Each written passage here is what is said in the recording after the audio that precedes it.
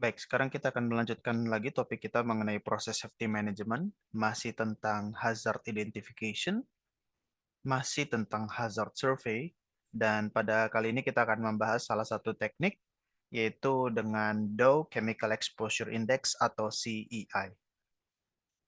Oke, nah the Dow CEI ini merupakan metode yang relatively simple ya. Dia juga merupakan metode dengan sistem rating. Ya, jadi kita merate atau menilai sesuatu. Nah, apa yang kita rating itu adalah relative acute health hazard potential ya. Jadi relatif problemnya kesehatan yang akut ya, problem yang akut, hazard potensial pada orang-orang yang berada di sekitar plan kita ya.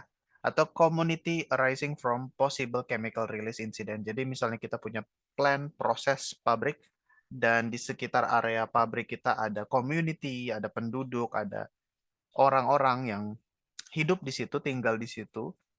Nah, seperti apa kita merating hazardnya, khususnya yang terkait dengan health hazard.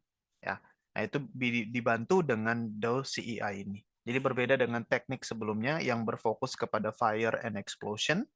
Nah, untuk kali ini kita fokus kepada hazard, hazard health, health hazard akibat chemical release. Nah, kalau ada release chemical, entah chemical apapun itu, alkohol atau hidrokarbon atau mungkin asam atau mungkin gas-gas seperti H2S dan lain sebagainya, seperti apa risikonya, seperti apa hazardnya untuk kesehatan orang-orang di sekitar. Ya. Nah, untuk menggunakan CEI ini kita memerlukan item-item ini. Kita butuh akurat plot plan ya dari area atau dari pabrik kita dan surrounding areanya seperti apa. Kita harus tahu dulu ya plot plan-nya untuk pabrik kita dan juga untuk area di sekitarnya. Kita juga butuh simplified process flow sheet. Simple aja, simplified process flow sheet yang at least menunjukkan vessel-nya di mana ya. Karena mungkin bukan karena mungkin, karena justru dari vessel-vessel itulah rilis itu mungkin terjadi ya. Chemical release itu terjadi. Kita juga perlu tahu di mana major piping dan juga storage, inventory, gudang, penyimpanan chemical itu ada di mana-mana aja. Karena titik-titik inilah yang kemungkinan menjadi titik bocornya, rilisnya chemical-chemical. Kita juga perlu tahu atau menyediakan physical and chemical properties dari masing-masing material yang kita investigasi. Nah, kita juga perlu ERPG. Ya, ERPG ini adalah Emergency Response Plans Guideline. Nah, Emergency Response Plan Guideline ini ada nilai-nilai value yang nanti akan membantu kita dalam sistem rating. Ya, nah ini disediakan di tabel 5.6. Kita juga perlu CEI Guide. Nah, ini dikeluarkan oleh Dow. Jadi biasanya pabrik atau proses itu khususnya yang punya chemical ya, yang menghandle chemical-chemical yang punya risiko mengganggu kesehatan, itu mereka harus punya di library mereka itu buku guideline-nya ya, CEI guideline dan juga CEI form. Ini yang bisa kita dapatkan di textbook ya dan kita akan showkan juga nanti figurnya. Ini penomoran ini tabel 5.6, figur 11.6 ini karena kita refer ke textbook yang kita gunakan. Oke, jadi seperti ini.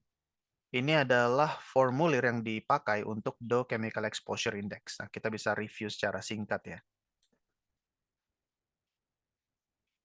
Oke, jadi dimulai. Chemical Exposure Index Summary, pabriknya, lokasi pabrik, chemical yang digunakan, total kuantitas, ya. Berapa banyak ini chemical yang kita store atau yang is circulating di pabrik kita. Largest single containment, pressure untuk containmentnya.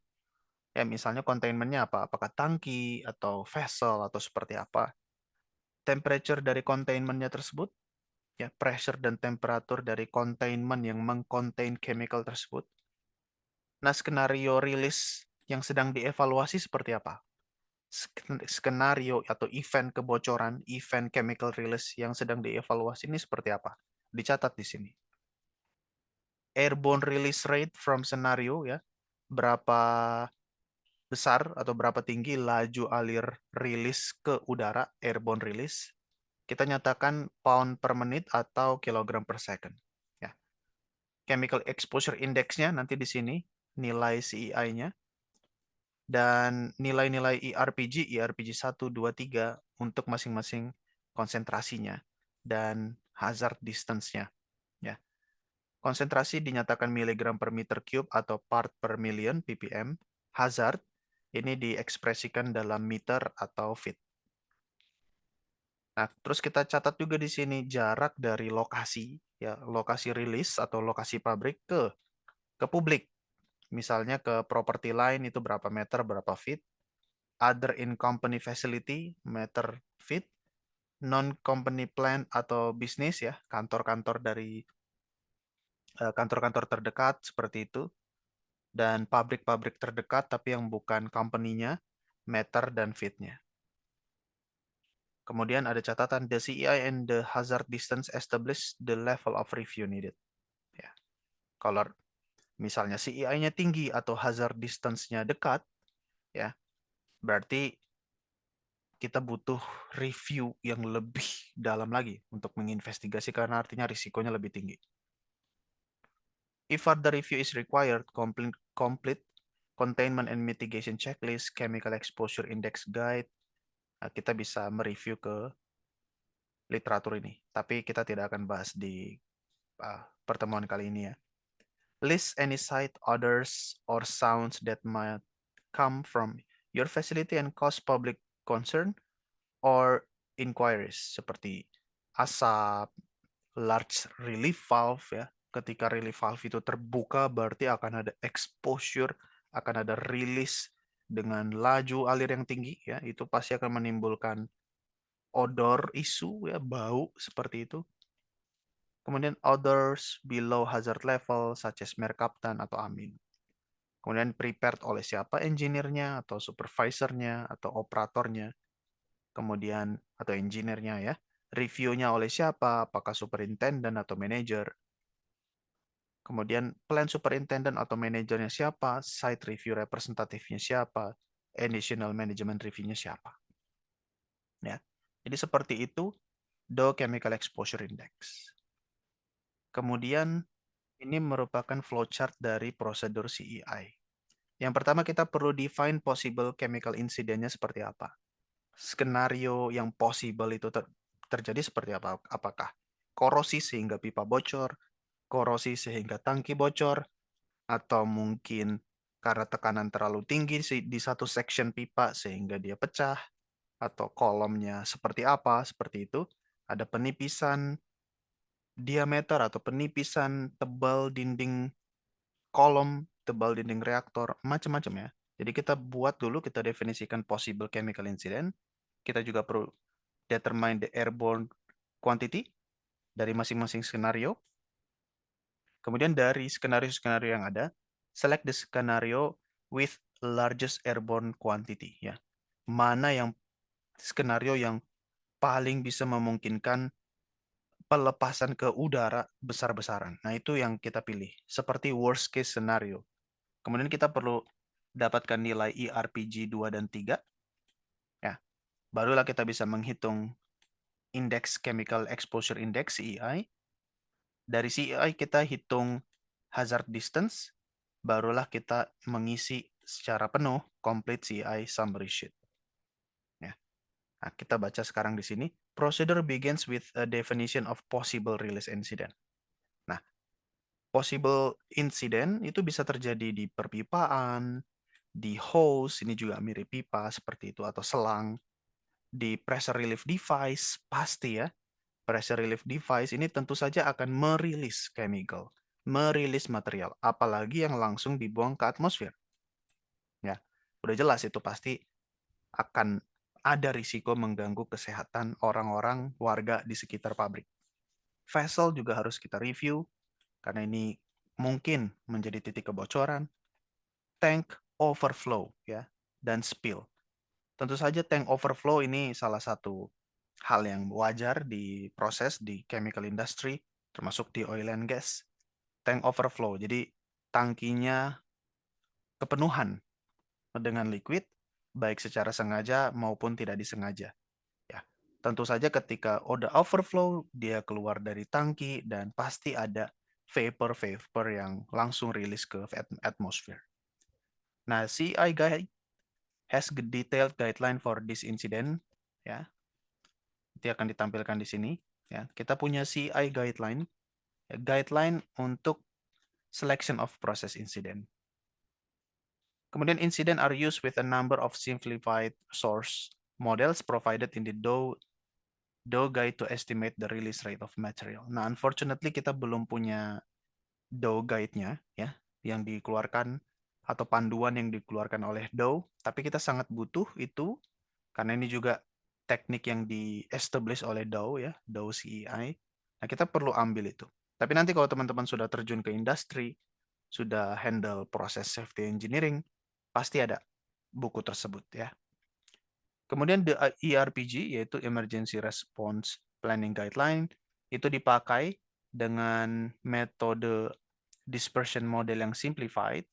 Dari sini kita bisa menilai CEI-nya dan dari situ kita bisa hitung hazard distance atau hazard distance dari titik rilis kita dari pabrik kita. Ya, seberapa dekat hazard distance tersebut. Nah, ini beberapa guideline ya untuk masing-masing insiden karakteristik ya. Jadi misalnya rilisnya itu terjadi di proses pipe ya, di perpipaan, guideline-nya rupture of the largest diameter process pipe as follow. Untuk diameter smaller than 2 inci, kita akan mengasumsi full bore rupture. Ya, jadi betul-betul pecah, full bore rupture. Tapi kalau problemnya itu adalah pada pipa 2 sampai 4 inci, kita assume rupture itu sebesar 2 inci dari ya pipa dengan diameter 2 inci. Ya, kalau diameternya 2 sampai 4 inci. For diameter lebih besar dari 4 inci, kita akan mengasumsikan rupture area sama dengan 20% dari pipe cross-sectional area. Ya. Jadi sepertinya agak jarang pipa diameter 4 inci kemudian rilis atau bocor, tapi bocornya besar sekali sampai lebar sekali bocornya itu agak jarang. Jadi ketika terjadi kebocoran pada pipa 4 inci atau lebih, maka ada satu asumsi rupture areanya itu berapa. Nah, 20% dari pipe cross-sectional area. Jadi pipe cross-sectional area-nya itu berarti PR kuadrat, ya. Radiusnya berarti 4 inci dibagi 2, ya. 2 inci berarti PR kuadrat, Pi dikali 2 kuadrat, kemudian dikali 20%. Itulah rupture areanya. Itulah area dari yang kita anggap area rilisnya itu terjadi. Ya. Rilis itu terjadi melalui suatu bolong, suatu lubang. Nah, lebar atau luas lubang tersebut itu adalah rupture area ini. Nanti kita akan review semua skenario, mana skenario yang memberikan atau menghasilkan lubang rupture area paling luas. Itu yang akan menjadi worst skenario. Nah, kalau problemnya di hose atau di selang, kalau ada hose, selang, ya, biasanya selang nggak ada yang besar-besar banget gitu ya. Tapi ketika ada kebocoran melalui hose, kita langsung asumsi full bore rupture. Kalau terjadi pada pressure relief device yang melepas material langsung ke atmosfer, maka use calculated total release rate as pada set pressure. Ya, jadi ya berapa pada set pressure dari relief device tersebut, berapa sih total release rate-nya? Ya, kemudian kita refer to pressure relief calculation. All material release is assumed to be airborne. Ya, jadi kita anggap ketika terjadi relief dari relief device, walaupun mungkin multi-phase, dua fase, ada liquid yang akan tumpah tercecer keluar dari relief device, tapi kita akan anggap semua material itu langsung dibuang ke atmosfer. Jadi kita worst case scenario. Ya, kita lebih, dalam tanda petik, lebih konservatif dalam menilai berapa hazardnya ya yang terlepas ke udara. Kalau vessel itu terjadi problem, pecah, rilis, kita akan assume a rupture based on largest diameter process pipe attached to the vessel. Dan kita akan pakai pipe kriteria. Ya, jadi vessel itu pasti punya beberapa jalur perpipaan yang langsung connect, bisa outlet, bisa inlet, bisa dari tengah-tengah kolom. Nah, dari pipa-pipa tersebut, mana yang punya diameter paling besar, itulah yang akan kita pakai untuk menentukan luas area kebocoran. Ya. Kemudian kalau other, incident can be established based on the plant's experience or the incidents can be developed from the outcome of a review or derived from hazard analysis study. Ya, macam-macam titiknya gitu ya, storage atau drum atau kolom-kolom tertentu, heat exchanger dan lain sebagainya. Worst case incident. Ya. Quantity. Assume release of the largest quantity of substance handled on site in a single process vessel at any time. To estimate the release rate, assume the entire quantity is released within 10 menit. Ya, kalau kita punya worst case incident, setelah kita tahu worst case incident, sekarang mari kita definisikan beberapa parameter. Kuantitasnya. Ya, untuk kuantitas kita akan mengasumsikan rilis dari largest quantity of substance yang di-handle on-site pada satu proses vessel at any time. Ya, kita akan menganggap langsung konservatif ya, konservatif atau sedikit pesimistik lah ya. Kita memperhitungkan yang worst case ya, karena ketika kita sudah memperhitungkan yang worst case, artinya action point kita akan the best. Ya, kita tidak menganggap remeh apapun, jadi kita anggap worst case we will give the best effort to handle. Ya, jadi that's why kita akan assume release dari largest quantity of substance yang di-handle. Ya, quantity yang lagi di-handle, mana yang paling besar, itu yang kita anggap sebagai kuantitasnya. Nah, untuk rate-nya, untuk mengestimate release rate, kita anggap semua quantity tersebut habis dilepaskan ke airborne, ke udara dalam 10 menit. Itulah laju alir yang kita asumsikan. Ya. Jadi misalnya kita punya 100 liter. Ya, 100 liter habis dalam 10 menit. Maka volumetric rate-nya adalah 100 atau 10 liter per menit. Dalam 1 menit, 10 liter rilis. Ya, ini misalkan seperti itu. Kemudian bagaimana kita menilai wind speed atau stability? Kita akan mengassume F stability ya 1,5 meter per second laju alirnya atau kecepatannya unless kita punya data meteorological pada saat itu. Ya, jadi kita selalu menganggap rilisnya misalnya dalam kasus tadi 10 liter per menit, kemudian ada angin yang membawa material kita dengan kecepatan 1,5 meter per second. Terus bagaimana ambient temperature dan humidity? Kita akan mengassume highest daily maximum temperature dan average humidity. Ya, kita akan selalu menganggap temperatur paling panas.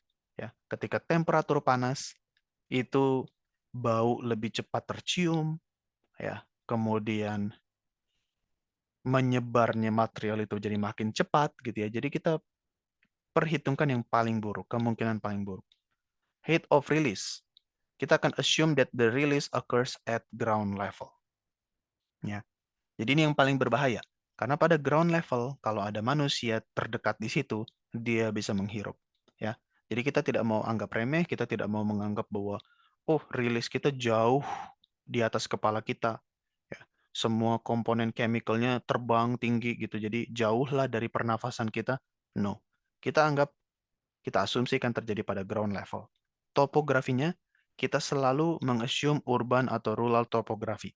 Ya, kecuali pabrik kita betul-betul berada di lokasi yang jauh di sana, jauh dari penduduk. Tapi kalau ada warga di situ, kita selalu assume urban dan rural topografi.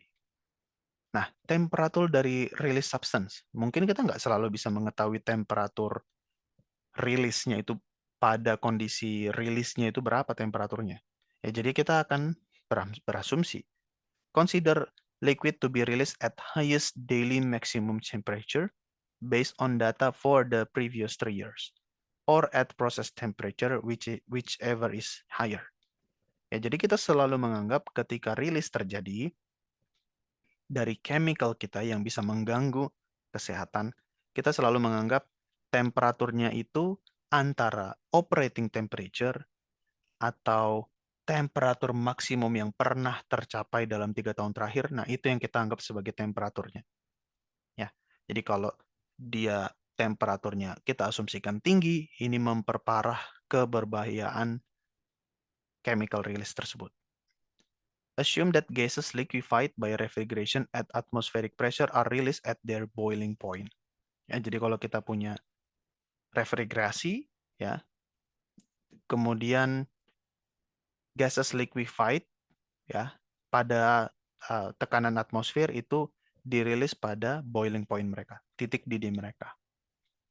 Oke, jadi ini guideline untuk proses incident, ya, guidelines for selection of process incident.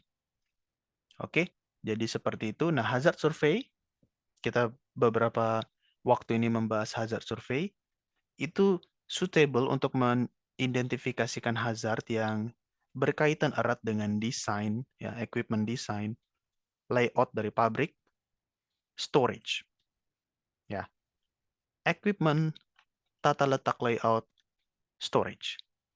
Nah, hazard survey ini tidak terlalu suitable untuk kita mengidentifikasi hazard pada improper operation atau upset condition.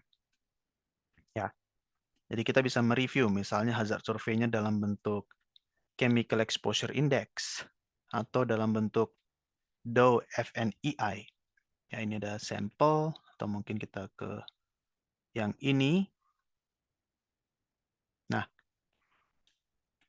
jadi kalau kita review di sini, hazard survey itu sebenarnya lebih cocok untuk equipment design, untuk layout, atau untuk storage.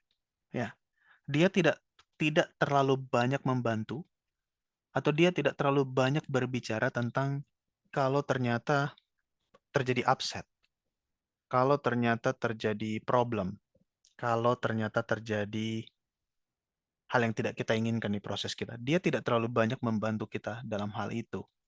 Ya, dia lebih banyak berguna dalam desain, layout, tata letak, dan juga inventory, storage, seperti itu.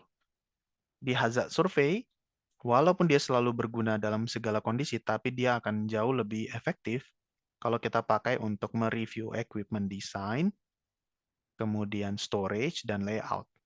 Ya. On the other hand, this approach is fairly rigorous, ya, lumayan detail, lumayan rigorous. Terlihat dari sistem rating, ada value yang kita pakai, ada literature atau reference yang kita pakai gitu ya. Dan dia requires little experience karena selalu ada guideline, ada formula, ada persamaan empiris yang diberikan oleh misalnya Dow. Ya. Easy to apply dan provides a quick result. Ya, yang penting kita sudah terbiasa dengan menggunakan Dow Index dan kita tahu mana referensi yang akan kita pakai. Nah, seperti itu ya. Jadi hazard survey, kita sudah membahas hazard survey. Ya.